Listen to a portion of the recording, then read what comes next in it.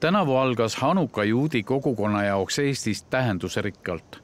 Vana juudi kalmistu uuendamine pühitseti sisse. See koht oli kuidagi niisuke hoolimatu ja need rasked autod, mis siin seisid. See Nõukogude võim, kui see Vene ajal siin oli nagu niisugune korralagedus selle koha peal.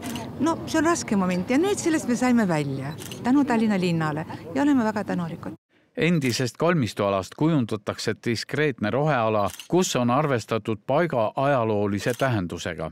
Esimeses etapis ehitatakse värav, korrastatakse müür ja avalik puhkeala. Minu selja taga saab olema selline uhke suur väravaportaal ning tehakse ka käigurajad ja haljasala.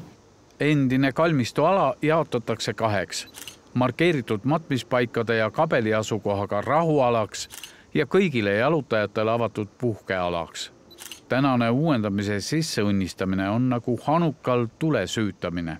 Hanuka учит нас стать скорбит, ругать. Это не наш стиль.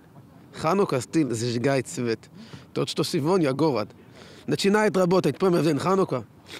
День свет, свет победит темно. Свет добавляет свет, добавляется добро. Magasini 27 on Tallinna vanim juudi kalmistu. See rajati arvatavalt 18. sajandi lõpus. Hauaplatside väljaandmine lõpetati 1920-ndatel, kui avati uus juudi kalmistu Rahumäel.